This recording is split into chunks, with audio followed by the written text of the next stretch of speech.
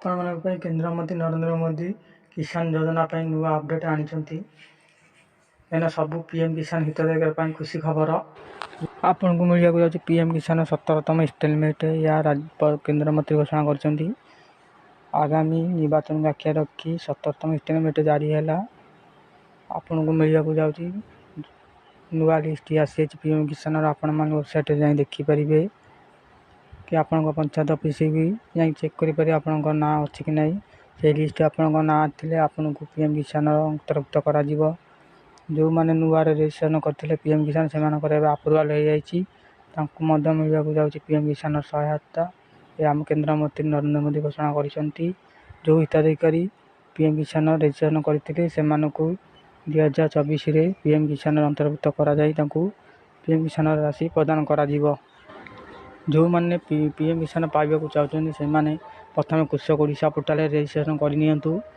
ଆଉ କାଳିଆରେ ରେଜିଷ୍ଟ୍ରେସନ୍ କରିନିଅନ୍ତୁ। ଯଦି ଆପଣମାନେ କାଳିଆ ନୂଆରେ ପାଇଛନ୍ତି ପିଏମ୍ କିଷାନ ପାଇନାହାନ୍ତି ତେବେ ଆପଣ କୃଷକ ପୋର୍ଟାଲରେ ପଞ୍ଜୀକରଣ କରିନେଇକି ଆପଣମାନେ ପିଏମ୍ କିଷାନରେ ୱେବସାଇଟ୍ରେ ଯାଇ ଆପ୍ଲାଏ କରିନିଅନ୍ତୁ। ଆପଣଙ୍କର ବି ପିଏମ୍ କିଷାନ ନାଁ ଆଡ଼୍ ହୋଇଯିବ ଆଉ ଲିଷ୍ଟରେ ଆସିବ। ଆପଣମାନେ ବି ପିଏମ୍ କିଷାନ ସହାୟତା ରାଶି 2000 ଲେଖାଏଁ ପାଇପାରିବେ।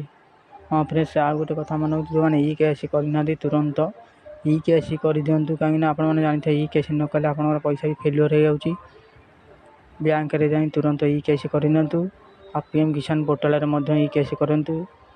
କାହିଁକିନା EKYC ନ କଲେ ଆପଣଙ୍କୁ ପିଏମ୍ କିଷାନ ସହାୟତା ରାଶି ପ୍ରଦାନ କରାଯିବନି। ଏ କେନ୍ଦ୍ରମନ୍ତ୍ରୀ ନରେନ୍ଦ୍ର ମୋଦି ଘୋଷଣା କରିଛନ୍ତି।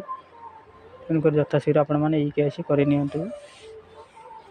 ଆଉ ଗୋଟେ କଥା ଫ୍ରେଣ୍ଡସ୍ ମନେ ରଖନ୍ତୁ, ଆପଣମାନେ ଯେଉଁମାନେ ପିଏମ୍ କିଷାନ 2024ରେ ପାଉନାହାନ୍ତି କିନ୍ତୁ ନାଁ ଅଛି ସେମାନେ ତୁରନ୍ତ ଏଗ୍ରିକଲଚର ନୋଡାଲ ଅଫିସର ସହିତ ଯୋଗାଯୋଗ କରନ୍ତୁ ଯେ ଆପଣମାନଙ୍କୁ କାହିଁକି ପିଏମ୍ କିଷାନ ସହାୟତା ରାଶି ମିଳିପାରୁନି ତାହା ସଂଶୋଧନ ସେମାନେ କରିଦେବେ। ଆଉ ଖୁବ୍ ଶୀଘ୍ର ଆପଣମାନଙ୍କୁ ପିଏମ୍ କିଷାନ ସହାୟତା ମିଳିଯିବ।